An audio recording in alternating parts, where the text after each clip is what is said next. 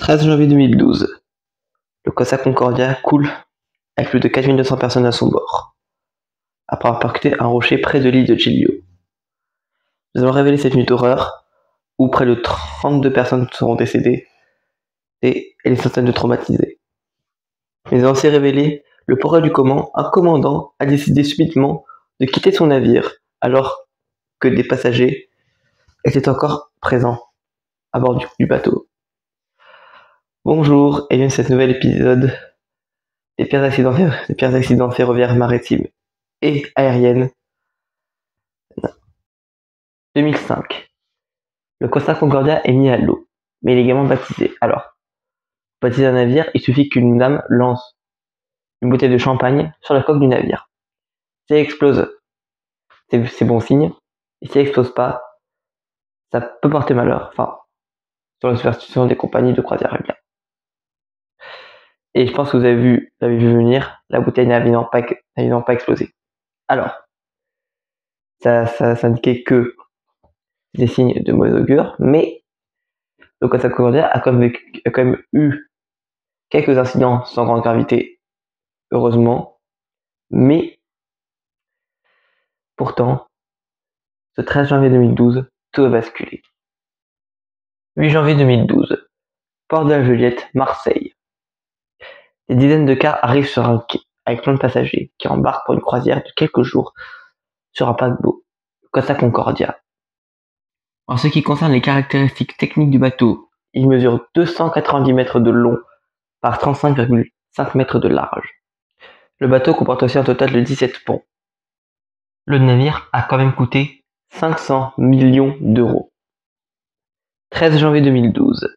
Après avoir appareillé de Civitavecchia près de Rome, le navire fait route vers Savone, qui atteindra au petit matin. Soudain, le commandant Francesco Schettino décide de changer de cap pour effectuer une manœuvre périlleuse. Cette manœuvre s'appelle l'inchino, ou la révérence en français. Cette manœuvre consiste à limite raser l'île de Giglio en allumant toutes les lumières et en faisant sonner la corne de brume du bateau. Donc, c'est une manœuvre qui, bien réalisée, peut comme se faire, mais bien évidemment, seulement vous voyez le truc venir, quoi. Cependant, cette manœuvre n'est pas uniquement faite par le Costa Concordia, mais par énormément de navires de n'importe quelle compagnie, d'ailleurs. 21h30. Le commandant dégage le timonier et reprend le contrôle manuel du navire, et commence à pivoter. Cependant, c'est une véritable mésentente qui s'installe entre le timonier et le commandant. Une dispute qui malheureusement s'avère fatale car le timonier a mal compris une information et au lieu de mettre la barre à gauche, il l'a mis à droite. Car à 21h45 et 8 secondes, le navire heurte un rocher qui est en décalé de l'île. Ce rocher n'est pas énorme non plus, c'est pas l'iceberg qui a heurté le Titanic non plus, mais quand même, celui-ci a éventré la coque du navire au niveau de la ligne de flottaison, laissant pénétrer des milliers de litres d'eau dans les compartiments du navire. Le navire, qui ne peut flotter qu'avec 2 compartiments inondés, se retrouve avec 3 ou 4, voire même 5 compartiments inondés.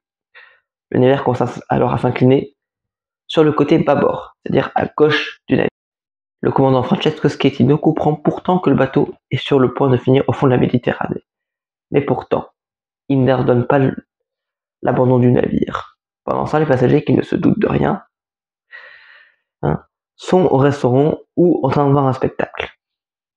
Le capitaine, qui a entre-temps reçu un appel des gardes-côtes italiens, va mentir en disant que son navire subit un blackout. Pas de courant, hein. Bon, c'est dit.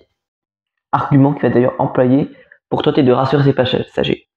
Spoiler alerte, ce qu'il va utiliser pour tenter de rassurer ses passagers va avoir l'effet complètement inverse.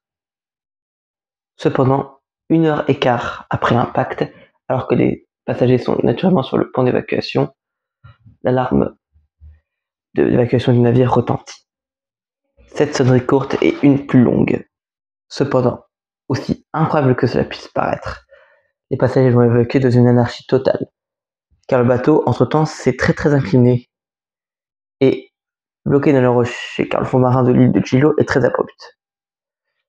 Ce qui fait que la moitié des canaux de sauvetage sont inutilisables, et ceux qui le sont encore lorsqu'ils descendent, heurtent littéralement la coque du navire. Certains vont même jusqu'à sauter dans l'eau, sans douter qu'ils sont à une centaine de mètres à peu près de l'île de l'île. Beaucoup d'habitants de l'île vont venir au secours des passagers, dont le maire adjoint de l'île. Mais cependant, certains n'auront pas la chance, car sur les 4200 passagers, 32 vont mourir, sans parler des blessés et des tas de passagers traumatisés. Et là, vous êtes en train de vous dire, mais et le commandant de l'histoire? Eh bien, je vous donne en mille, il a embarqué à bord d'une chaloupe, alors que des centaines de passagers sont encore à bord. Et d'ailleurs, il va inventer une excuse, mais lunaire. Il va simplement dire que il est tombé par erreur dans une chaloupe de secours. Faut vraiment sacrément de la chance pour tomber dans une chaloupe de secours. Bon, bien évidemment, hein, la vérité c'est que il a abandonné son navire et il va recevoir un appel de la capitainerie de Livourne, mais qui est légendaire. Durant l'appel, Grégory de Falco va lui demander de retourner de remonter à bord de son navire, qu'il va évidemment pas faire. Dans cet appel, il va évidemment dire va à Bordeaux, caso di merda. Bon, désolé pour les mots, mais bon. Et il va être arrêté le lendemain du naufrage. Un an après le naufrage, le commandant va être jugé pour homicide involontaire par négligence multiple. Durant ce procès, le fameux appel entre lui et le capitainerie de Livourne va être retransmis. Au cours de ce procès, il va être condamné à 16 ans de prison pour homicide involontaire par négligence multiple. Quant à l'épave du Costa Concordia, il sera finalement renfloué et démantelé au port de Gênes. L'opération de renflouement aura, en plus d'avoir duré plusieurs années, aura coûté plus d'1 milliard d'euros à Costa Croisière, soit le double du prix initial du Costa Concordia. Cette opération de renflouement aura permis de constater notamment l'étendue du dégât du naufrage, mais également la découverte de quelques corps, alors jusque-là pas découverts.